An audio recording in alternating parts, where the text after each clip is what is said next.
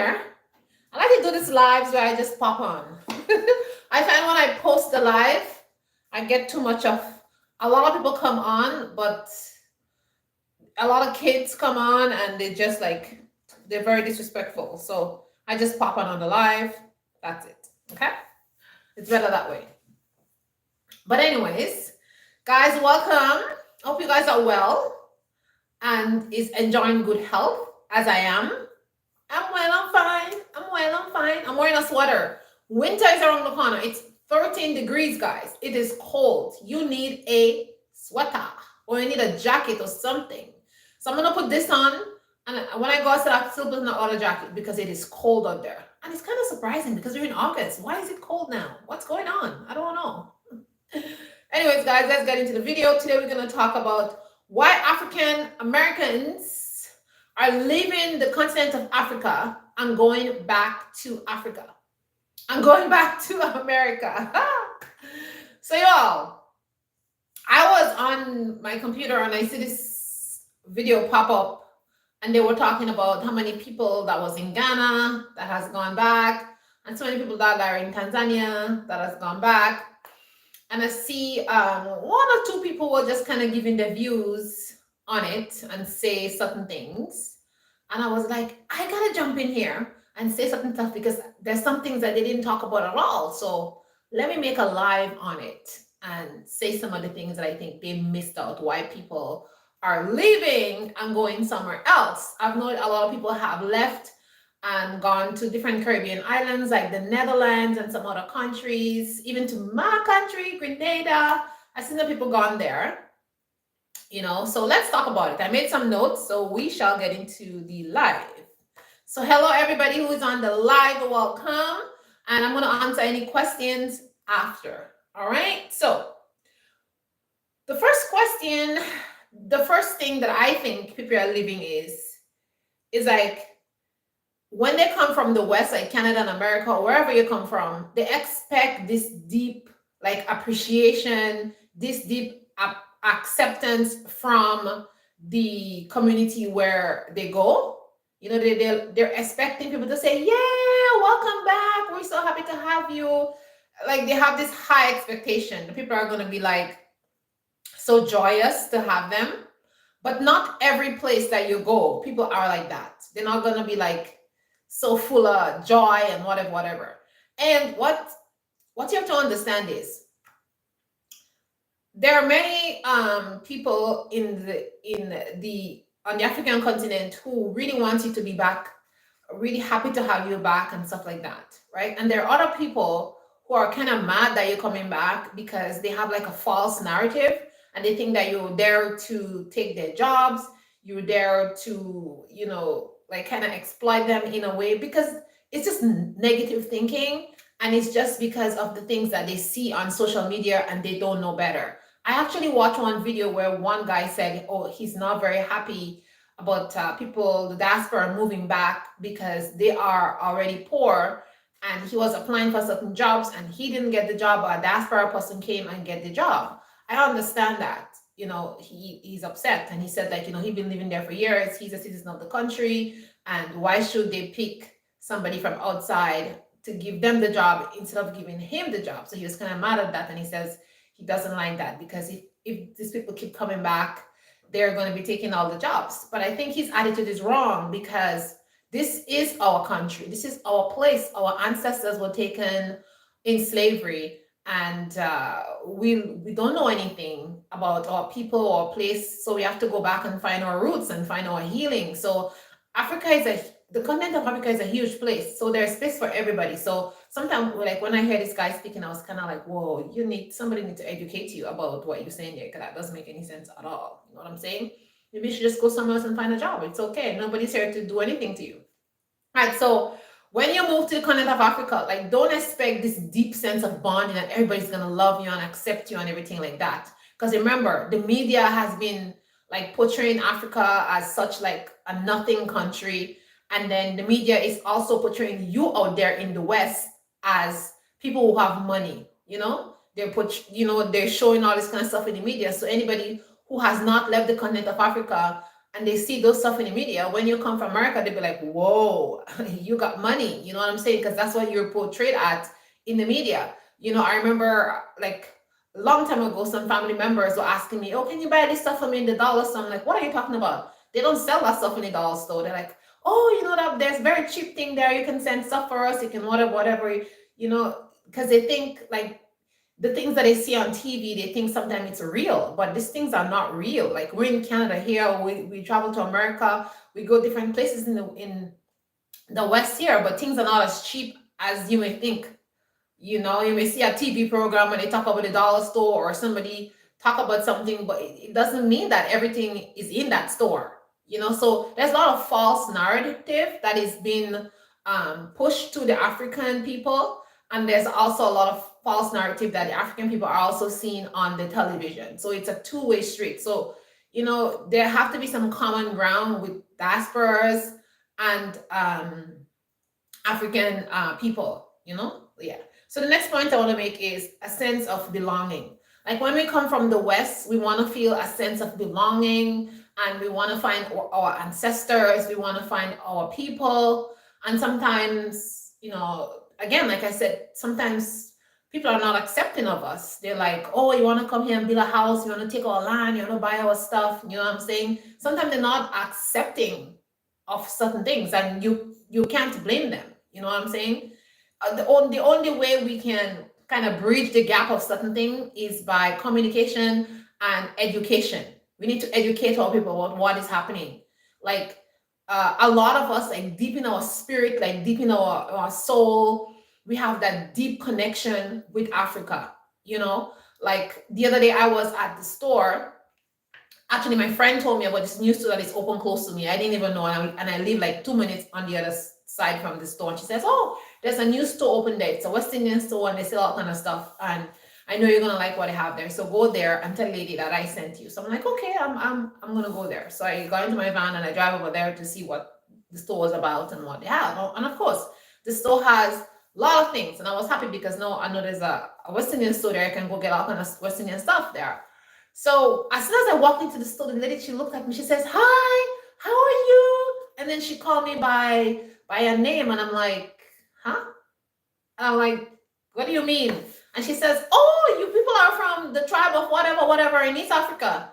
And I'm like, "No, I wasn't born in East Africa, but I know my ancestors are descendants of Africa."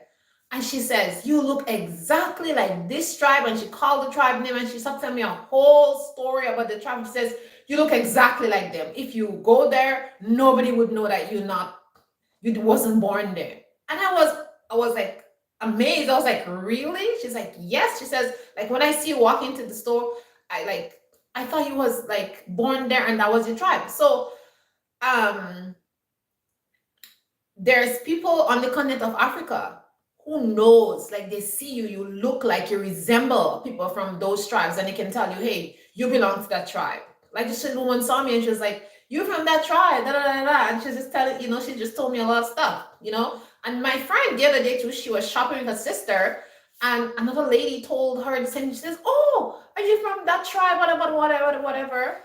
And she was shocked too. She was like, "No, I wasn't born there. I was actually that woman, that friend, she's born in the US. But like we want to feel a sense of belonging, and like how the both women told me and my other friend, like, "Look, you guys from that tribe, right?"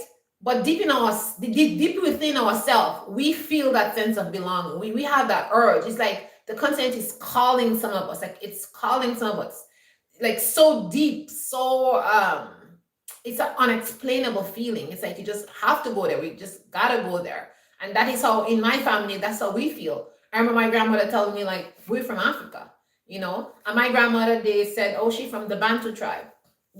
So people always say that you look like a Bantu because it's so she resembled the Bantu people. When we looked it up, she does. So who knows? You could be from the Bantu or from the other tribes that the woman said. But they know because they're African people. That's where they come from.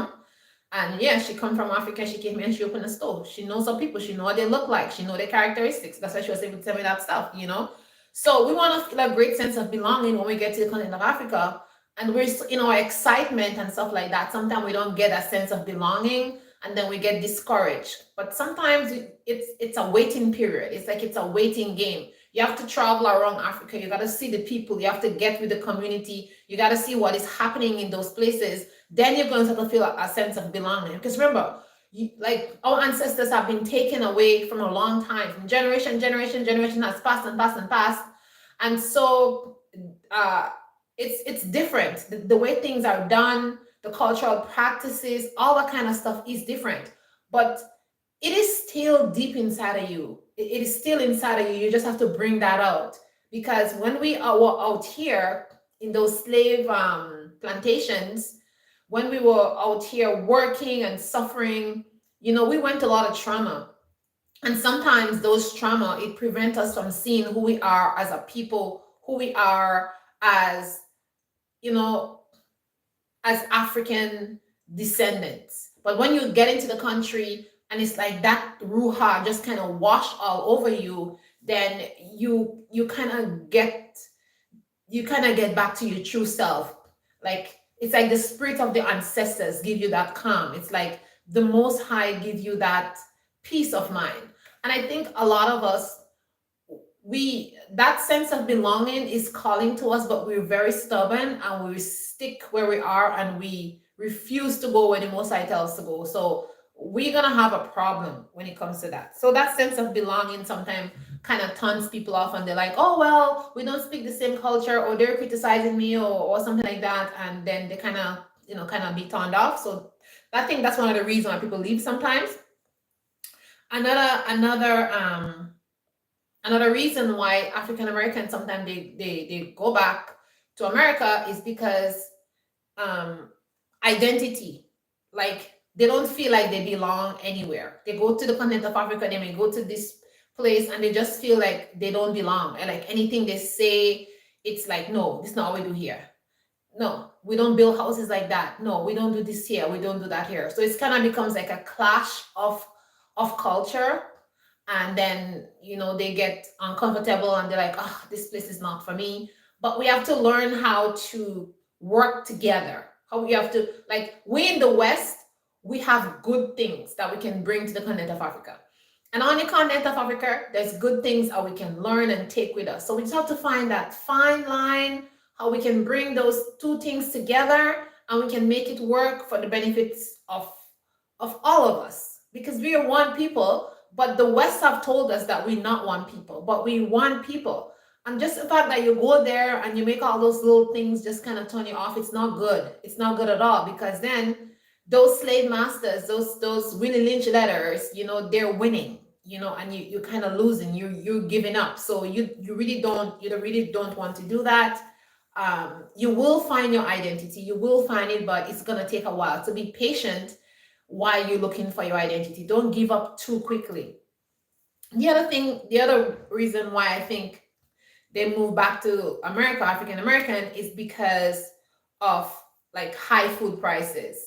A big complaint is like, oh, one guy said, oh, once I open my mouth and they see I'm I'm from the West, they just charge me prices which I don't like, and it just get me really upset. And I think that if I'm gonna be here, this is gonna be my life, I won't like it. So stuff like that, people get kind of fed up and annoyed, and they feel like they're being treated unequally. So that could be a make or a break. You know what I'm saying? I mean, I would say to the African people, the local people, I would say like, don't do that. Just be honest, and it doesn't matter who comes to your store, just give them the right price, because what's the point? Why are you cheating your brother? Or why are you cheating your sister? Like, don't do that. Just if the price is that price, it doesn't matter if they come from America or Canada. Just give them the price. What is the price? Why are you putting the price up higher? Like, don't do that kind of stuff, And so, and the thing is, sometimes the people on the African continent, they think like, oh, people from the West, Canada and America, they have money, but that's not true. There's a lot of people here who are struggling. They are struggling to make ends meet, and sometimes they save the last bit of money to travel to the continent of Africa to live a good life, and then when they come there, then you guys cheat them, then you guys treat them in a certain way, then they get turned off and they just go back and they say, oh, Africa is a bad place, the people are bad, and they say that kind of stuff because of the experience that they they had when they were there. So I'm saying to my brothers and sisters out there, like, don't do that. Like, I'm a person who is very tenacious. I don't give up easily. So I'll be on the continent of Africa, but like these things are not gonna turn me off because I am awake. Like, I know, like, these are my people, this is my land, this is where I come from. So in the process, I'm not saying things are not gonna happen to me, but I will explain myself to my people. I will explain myself to them and say, listen, hey, we brothers and sisters, man, don't do that. Like, we want people. Don't let the West continue to brainwash you, because every time you cheat one of us, you are you kind of siding with the West. You know, we want people. We were taken from here. We were dragged and ripped from our home, and now we're coming back to gain our freedom. We're coming back to live the lives that we should have been living. We're coming back to gain back our culture and our language and our heritage, you know, and our heritage also. So give us the opportunity. Teach us what you know, and we'll teach you what we know, because we both of us have valuable things and we should share it together. And both of us can share them and we can be of value to each other. The next thing why diasporas move back to America is they have this false sense that, you know, Africa is Wakanda, Wakanda forever, Wakanda forever, Wakanda. This is a myth. Africa is not Wakanda forever. You know, you have to go to Africa and build your own Wakanda. You understand? You have to make Wakanda where you are, whatever part of Africa, whichever part of the continent you set your foot in and decide to settle there, make your Wakanda there. There's no Wakanda on the continent of Africa waiting for you. You understand? You've been gone for a very long time. You have to make your Wakanda. You have to come with the people. You have to come with a sense of love and a sense of pride and a sense of belonging, and come with something to offer. Come with humility, come to learn, come to give of yourself, and, you know, to learn from each other. That's what you have to come with. And together, Wakanda will be built. You understand? And if they already have a Wakanda, maybe you can join the Wakanda in humility. You understand? And like, if you come to live with people, you just can't come to somebody else and say, well, change that, change that, change that, change that, change that. You can't just do that. You have to come, you have to see what the people are doing, see if the thing makes sense. You have to analyze stuff and, you know, be there for a while, see how the thing is going. Then after you be there for a while, you analyze the thing and you say, okay, you know what? We've been living this way, guys. If you want to do better, you want to reach higher heights, let me show you. And then you have to be able to present what you are saying in a manner that the people are going to think it's going to be useful for them. It's going to be beneficial to them. But you just can't come and say, oh, that's bad. This is not good. That's primitive. That's that. No, you're going to get people upset and you're going to have problems. You don't do that. Come and sit down, view the scene, see what is happening, you know, show people how you do things, make small changes. Don't be bossy. Don't be telling people what to do. Observe. You're there to observe and learn. And after you observe and learn, then you can show how things must be improved. Because let me tell you, I know that the West has put us in certain spirits, and the West has certain spirits on us, right? When they took us from Africa and put us on those slave ships, they said, oh, these people are ignorant. Oh, these people this, oh, these people that. But they are liars, because that wasn't true. You understand? They didn't want us to speak our language because they didn't want us to communicate with one another, because they know we're smart, educated people, that we're not dumb. And that is why they beat us. That is why they do all that stuff. And they got rid of all the people who could read and write before. And then as generation continues, they stopped the reading and writing because they didn't want that knowledge, that power that we have to continue. Because if we continue the way we were, there was no way they could have overpowered us. So they had to make some strategies to make sure that we stay down and never rise up. So that's what it is. So make your own Wakanda when you go on the continent of Africa. Make your own Wakanda. And like I said, if there's a Wakanda, join the Wakanda and see how you can improve the Wakanda. All right? The next thing is why diasporas go back to America or come back to Canada is because of bad planning. Like, you guys don't plan. Oh, I'm moving to Tanzania. Oh, I'm moving to Ghana. Oh, I'm moving to Kenya. Oh, I'm like, you just pick up your bag, put your things in your suitcase, and you leave. Like you don't even know if Kenya is a dry place, if Kenya is a if there's snow over there, if there's storm over there. You don't know anything about that place. You see something on YouTube, you think I'm gonna go live there. You don't know nothing. You don't do any geography research. Like you don't look at the economy, you don't look at the crime rates, you don't look at housing. Like you don't do your research. You don't save enough money. Like you just say, I'm going, and you're just gone. Like this is not good. It's really not good. You understand? It's not good because this kind of behavior is gonna lead you to failure. So you don't want to do that. Now, if you are a person who has multiple businesses, you have a lot of money you can play around with, you know, you can take chances, that's not gonna affect you, you can just get up and go, right? You know, stuff like that you can do because you have the money in case certain things doesn't work out. It's okay because you have multiple businesses. You may have real estate places in US. You know, you have the financial backing, so you can do that.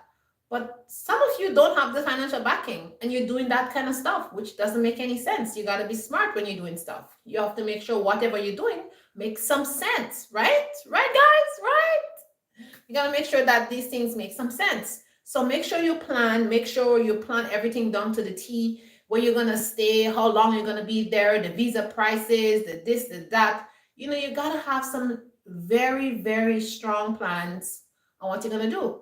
So some of you don't have a plan, get up, like I said, take your suitcase and go. And when you get there, you're disappointed. You realize you don't have enough money to sustain yourself. You realize you can't get a job there. You realize that whatever you saw on YouTube was not correct. You realize the environment is not for you. It's too hot for you. You like your air condition and you like your this and you like your that. You realize maybe the food is not the same. You realize a lot of stuff. And then now you'd be like, oh, I just wasted my time and my energy and I just lost money which I didn't have. You know, like you didn't find out you're a business person, you're business minded, but you didn't find out like, oh no, how can I run a business there? How can I do this? How can I do that? You didn't find. You get there, you realize, okay, this thing costs like $2,000 US, and you realize if I use that money, it's gonna make me broke. You know, like stuff like that. Like you have to plan. You know, so you make sure everything is good so you can have a solid foundation. So that's another reason why people will go back. Okay. And next reason is too much high expectations.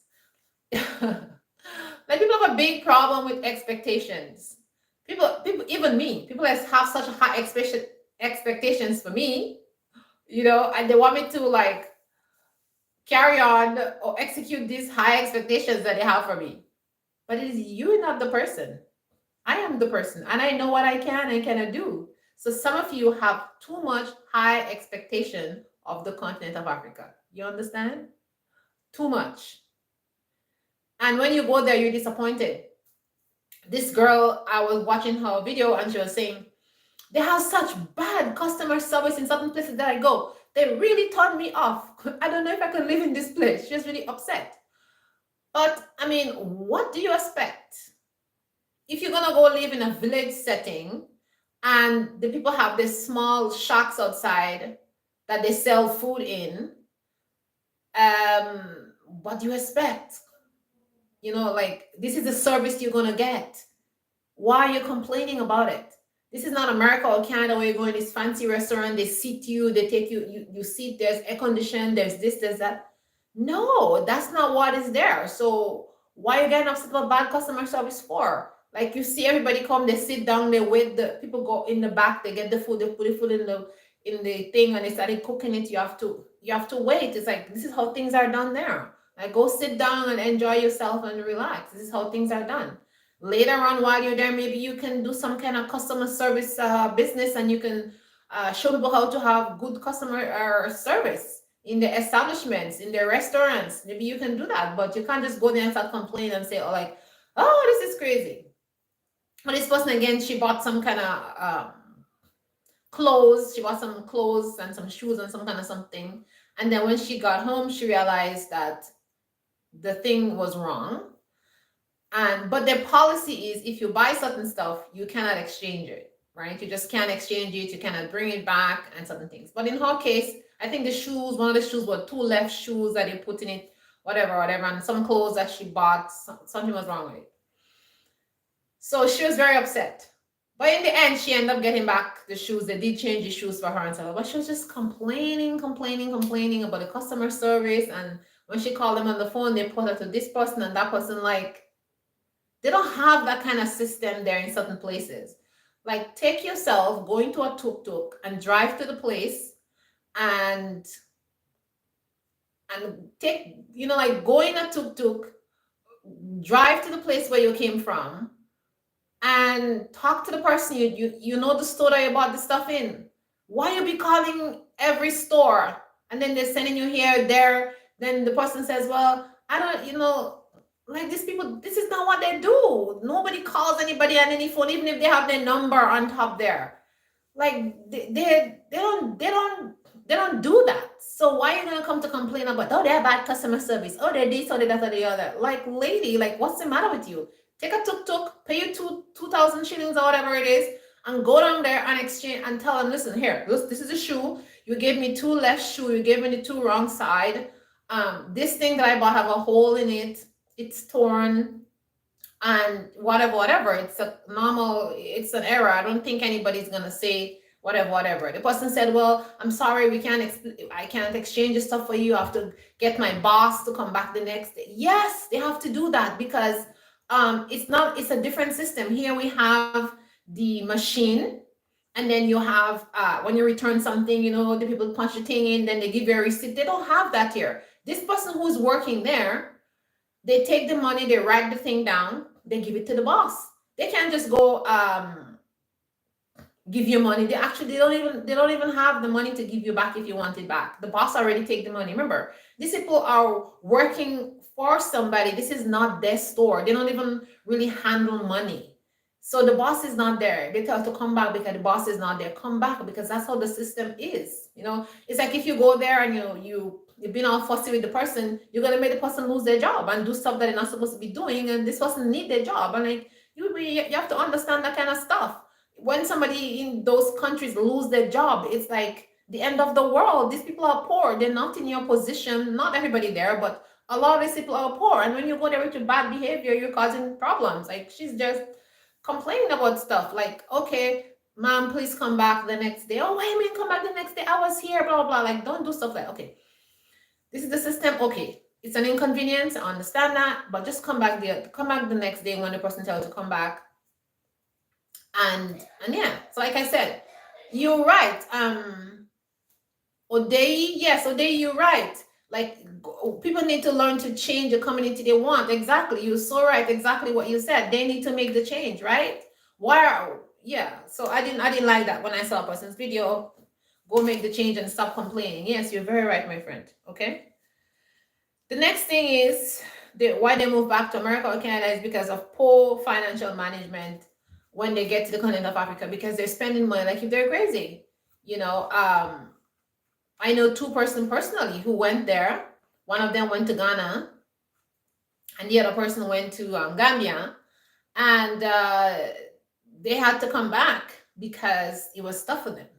And the first people that I know, they had kids. They had like 3 kids, and they had sold everything, and they were there, but they were just spending money too much. I looked at them and I was saying to myself, whoa, they just got there, but they were buying so much stuff. And even me, I was like, why are they shopping so much? Like, and I knew the situation, like, I knew this situation and stuff like that. I was saying, why are they shopping so much? Shouldn't they should take it easy. They should not be doing all that kind of stuff that they're doing there.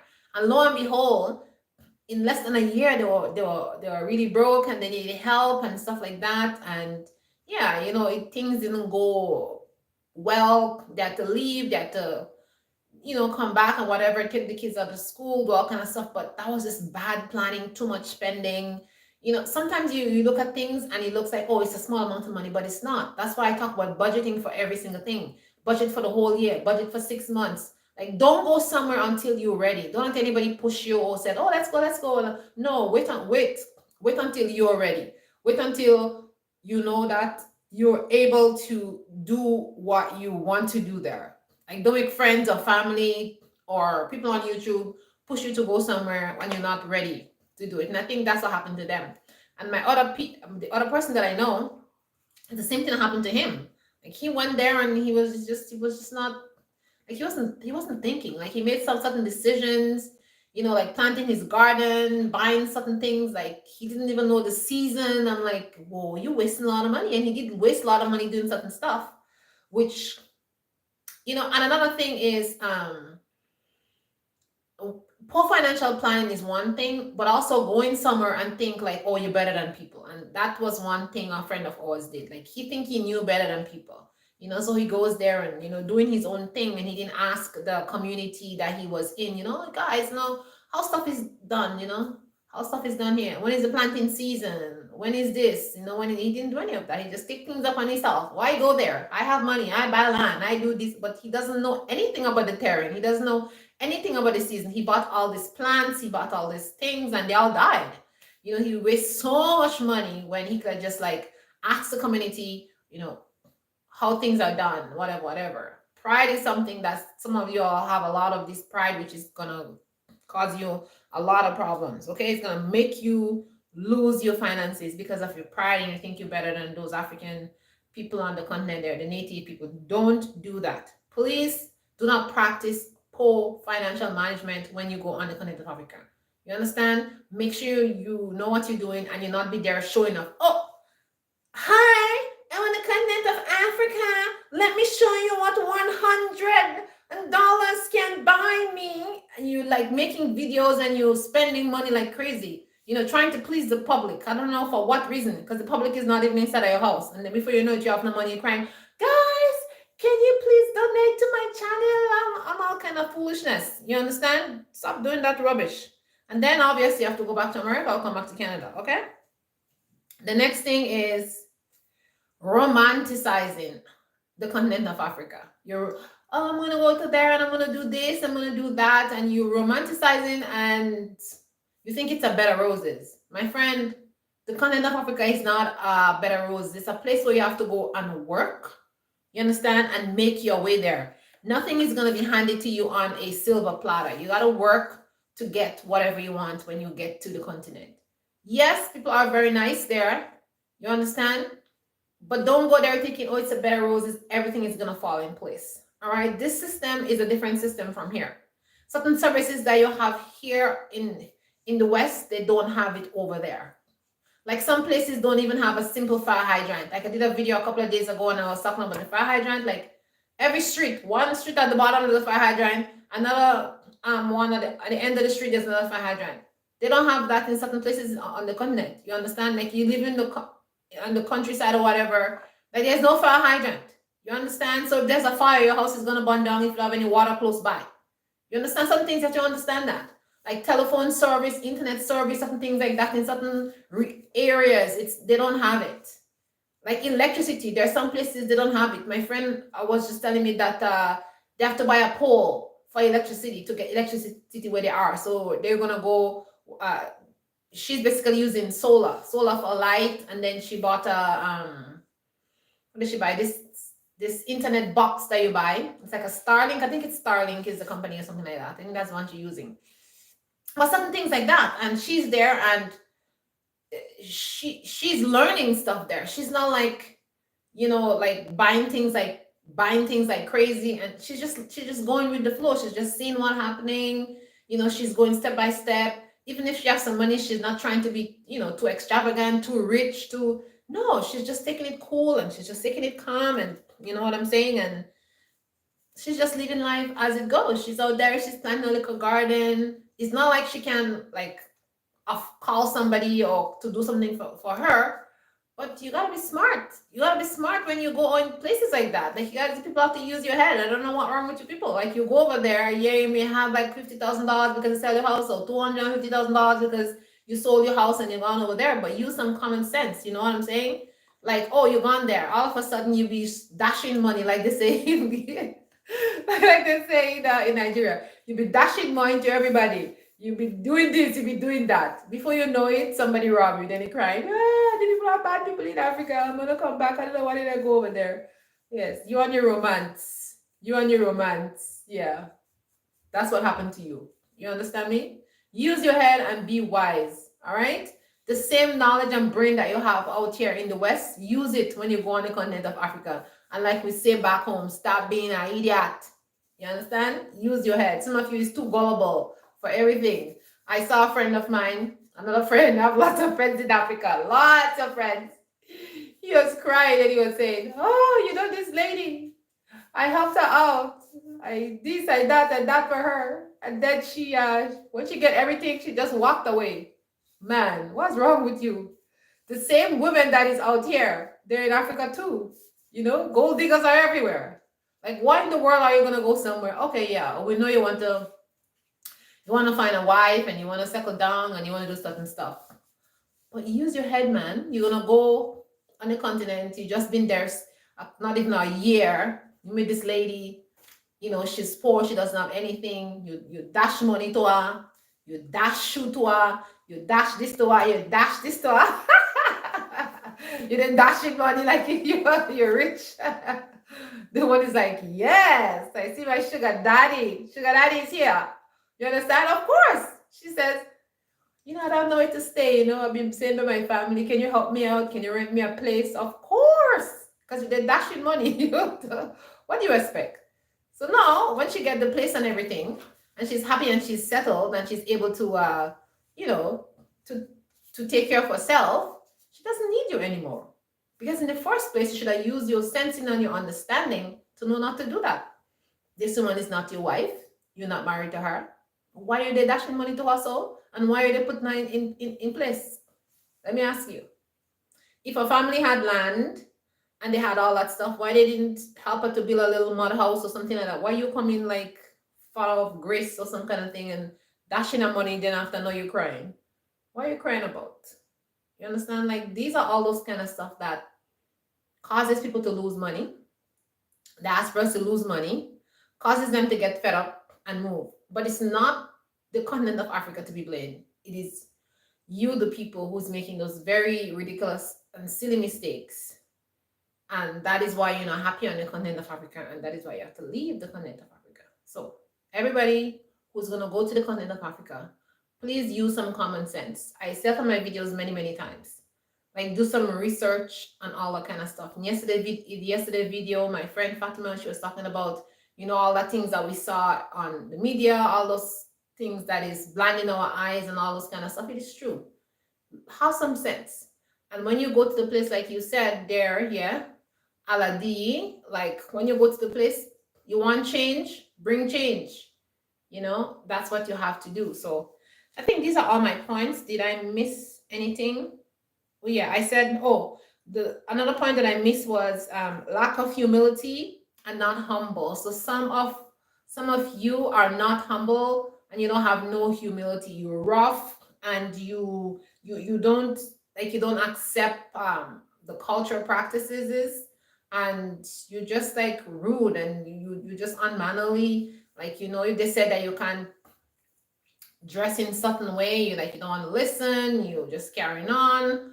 I saw so many people go into certain cultures and they told them, like, some of the ladies I saw, they were wearing like pants and stuff, and they were going to visit some chiefs and some other people. Good evening, Fatima, how are you?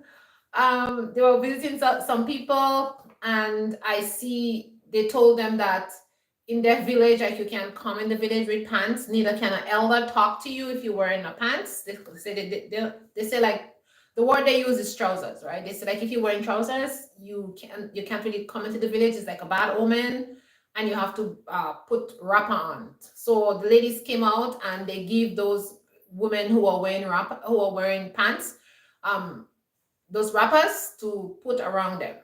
So you see, this is a cultural practice that is not accepted. None of the elders would talk to you unless you were in a skirt. You're not allowed to wear pants or trousers like they say in their village. So some of you go there like, I ain't put no wrapper on. Like, you have no manners. You understand what I'm saying? So that's what I'm saying. Like, there is no humility and you're not humble. Like, you want to go to somebody's place and they tell you not to do certain stuff and you're doing it.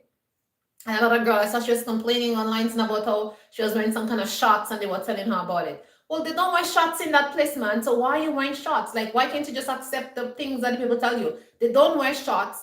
Like, don't come into people's store with shorts. It's not acceptable. Put on a skirt. Will it kill you to put on a skirt? Like, it's like, come on, guys. Like, come on. And the last thing I'm going to say is why some Africans American or diasporas, as we want to call us, go back to America or come back to Canada is because of culture shock. Like, the culture shock is too much. When I moved here, it was a culture shock for me. I didn't understand why people wasn't friendly. It's different from us when we're in the Caribbean. It's just a different story. We share stuff. But here it's just different. We don't have that community. We don't have that sense of love. We don't have that sense of belonging in this place. So it was a culture shock. And some of you, the culture shock is too much. Too much. My Jamaican friend, he's there with his wife and his daughter, and he said one of the big thing that shocked him the most was like how people like would just hug you, like somebody would just like give you a hug, or if not, man would hug you, and in some cultures they'll kiss you on the face, and he was like, man, what are you doing? But for the kissing on the face and for the hugging and stuff like that, when I was growing up as a child, I mean, our culture, men kiss each other on the cheek. It wasn't a problem. It's because this crazy society we're in now, because of, what I'm talking about, guys. I don't want to mention these people because, if you talk about them, you will be in problems.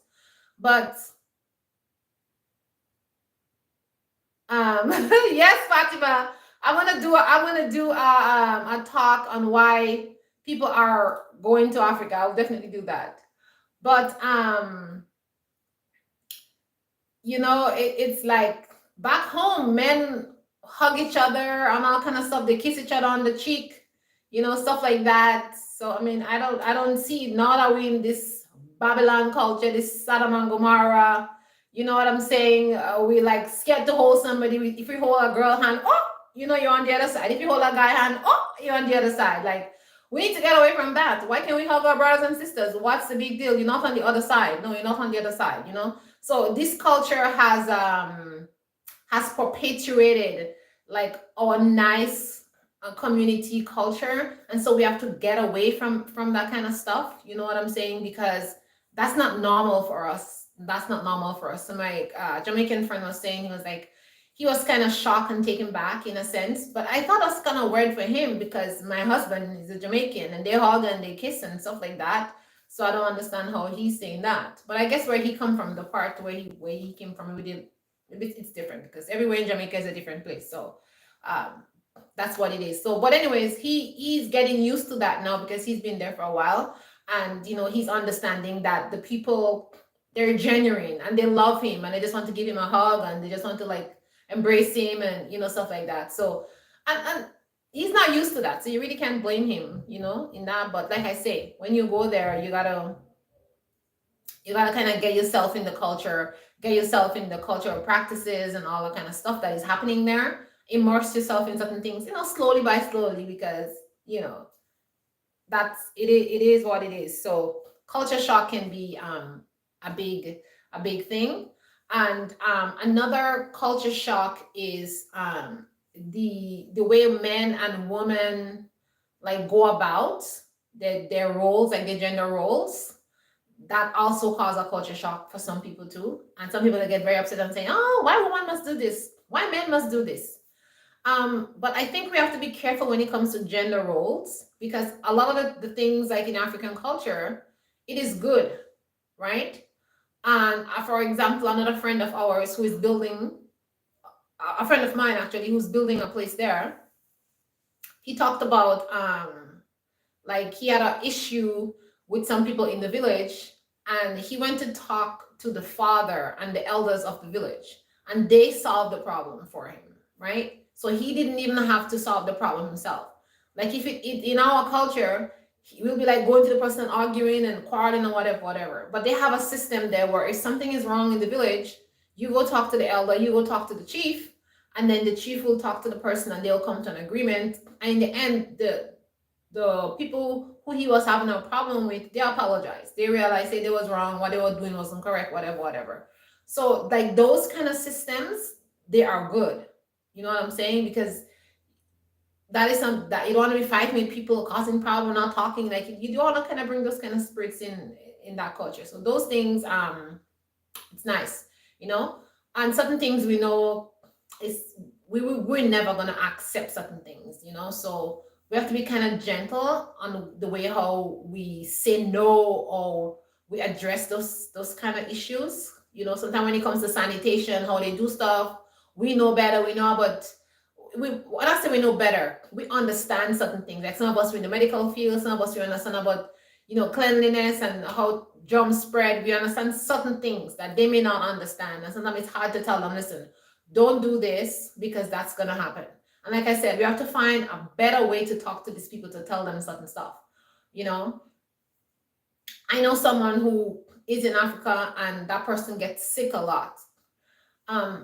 I want to tell her something. I want to talk to her and tell her like you're doing certain things. That's why you're sick, you know. And maybe I'll tell her, but I have to think about like how would I word that stuff to her? You know, how would I word these things to her and tell her like this she should do, and she doesn't think, oh, because you think you're from the West, you wanna talk to me and tell me that kind of stuff. So, you know, so we have to be careful how we talk to people about certain stuff because you know you don't want to lose friendship or you don't want to come off too like on the high and mighty side. So you know these are some kind of things that I think people tend to like things turn them off and then they're like, I don't want to live here again. I'm just gonna go back, you know. So yes, guys, so if you're gonna move to the continent of Africa, I think I gave you a lot of points, and I think these are some of the points that causes people to go back because it just becomes too much and it becomes too overpowering for them and stuff like that. So that's basically it. So my thing is just do your research really well. Make sure that's something that you really, really want to do, and make sure you're happy, you're satisfied, and you're passionate about it. And make sure you go there and search things out. And you just be careful, like I said, plan financially, make sure you have the amount of money that you need, make sure you know what you're doing. And then please use the locals and other people that are there to help you. And don't think that you're better than other people because that's when sin comes in and then you're going to have a downfall. All right. So, guys, that's the live. Oh, Fatima, thanks for joining.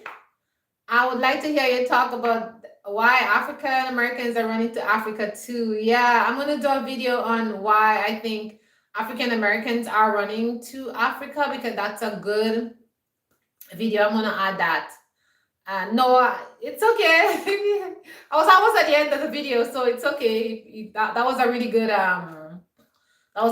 thing. I'll try to do this thing. I'll try to do this. I'll do a topic on that. And Olade, thank you for coming. Yes, we need to make changes. And we need to make changes where we are. And Hathan, hi. I'm talking about the continent of Africa. I didn't talk about one specific country, but I was just giving like general knowledge of different places. Like I said, because people complain from different places, whether they're in Gambia, Ghana, different places, they're complaining about different things and saying different things, which is kind of unnecessary. They're talking about services, they're talking about food service, they're talking about customer service. You know, they're talking about like materials. People are building houses and they're complaining about, you know, the material is taking long, or they're looking for a truck to carry stones and rocks and stuff, and they're complaining like, oh, there's only one truck. Well, if you're in an area and there's one truck, there's only one truck. So you have to wait your turn until you get your stuff delivered. Like, you know, like silly things they're complaining about because, you know, they come from the West and usually you just get a company to do what you want for you. But over there, it's different. They don't have any company in some places. I'm not saying they don't have company at all, but sometimes where these people are, they don't have a company. It's a local person who have one little truck and they're the one that brings materials to the entire community who's building something. Or they want to buy blocks and they have to get blocks from another area, you know, and they're upset about that, saying, oh, why the area doesn't have blocks. Like, these are things that they have to learn to live with, but they should have known that before they got there instead of like complaining about stuff like that. So that's what I was talking about. That's what I was talking about exactly. All right. So, guys, thanks for watching. I'll see you guys in the next live. Have a good night, Fatima. Thanks for coming again, everybody. Shalom, and I see you guys in the next live. Bye.